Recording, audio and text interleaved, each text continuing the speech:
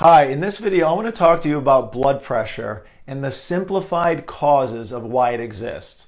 And with over 100 million Americans struggling with this, and literally 20 to 25 million of them not even knowing that they have it, this is a huge deal. Hi, I'm Dr. Joe with 2 Minutes to Better Health. All right, so let's understand blood pressure. It's kind of simple to understand many of the causes, but over 50% of people that have it don't even have it under control. So if these things could be understood and applied, I believe a lot of people could have a much easier time dealing with this condition. So to understand it, realize that the heart is a pump. And there's thousands of miles of blood vessels, upwards of 25 to 35,000 miles of blood vessels. So that's a lot of distance to carry with every heartbeat that exists. Carries oxygen, nutrients, hormones, many other things. The immune system's all carried in the bloodstream. So if you can understand how it works, it'll help you to get it under control. So on the left side here, we show a heart as a pump and how strong it is. So if you have a strong pump, okay, you're going to have less pressure behind it. So think of the distance. So if the pump is very strong, pumping thousands of miles, the pump is doing a good, efficient job, doesn't need as much pressure behind it to carry the blood the distance. If it's weak, that's going to cause an increase in blood pressure. Blood volume, okay, so this is important. If you have high blood volume, lots of fluid in that blood, like excessive amounts of it, then there's going to be pressure against the blood vessels, increasing pressure throughout the whole system, therefore elevated blood pressure. That occurs with increased sodium levels, which many people attribute to the primary cause for hypertension, but in fact, low potassium levels have a lot more to do with it, so that's an important mineral to make sure you have a lot of. Lower blood volume is going to obviously decrease the blood pressure. Blood thickness, this is important as well. How thick something flows, kind of like molasses. If it's cold, it doesn't flow very well. If it's warm, it's going to flow better. If water is, obviously flowing through something, that's going to be a lot thinner and that's going to flow easier. So the thicker something is, the increased blood pressure you'll have. So if you're dehydrated, if you have increased insulin levels, high blood sugar levels, chronic inflammation, things like that in the blood, is going to be thicker and it won't flow as well. So if it's thinner, the blood pressure will decrease. Very important to understand that.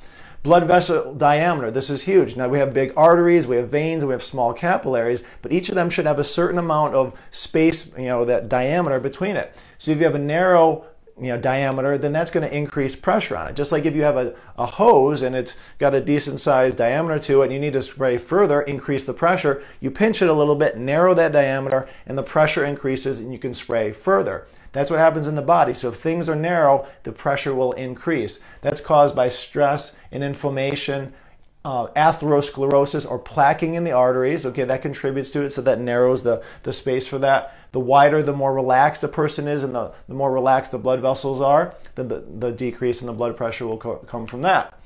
Blood vessel length, this is important. Okay, the longer you have to pump, okay, so if you have 25,000 miles, it's one thing. 35,000 miles, that's a lot more real estate and distance you have to travel. So increase pressure for the longer that they are. Now your heart is designed to basically carry it with normal pressure for your body size. However, if a person becomes obese, blood pressure will elevate significantly. That's why it's one of the most important ways to help lower blood pressure is to maintain a healthy body weight, and that'll dramatically cause that to decrease.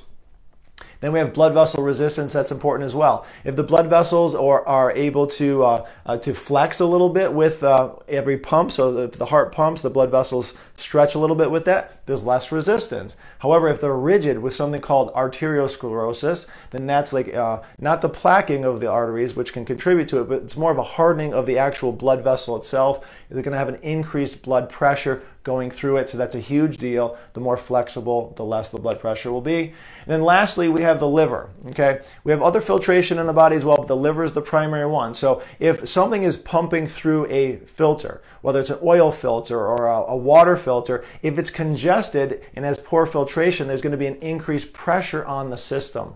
That's huge. So if the pump of the heart is trying to pump through the liver, which upwards of 25% of blood flow from the heart goes directly to the liver, even though it's only 2.5% of the body weight. That's huge. 1/4 of all blood goes to the liver first from the heart. And if that pressure is basically, or if it's congested, that pressure is going to be increased, putting pressure on the heart and an increased pressure on the whole system. So when a person checks their blood pressure and they see it's elevated, not exactly sure what's going on, it can be one one of these 7 things. There are a few others out there, but I believe these are the 7 most simple understanding things that if you can apply them to your body, if you can figure this out and then do the reverse of it, then you can ultimately start to lower your blood pressure. And we're going to talk about that in our next video, how to have some natural, simple solutions to decrease these things and improve your health. All right, so thanks for watching today. Hope this was helpful. Tune into the next video. We'll see you then.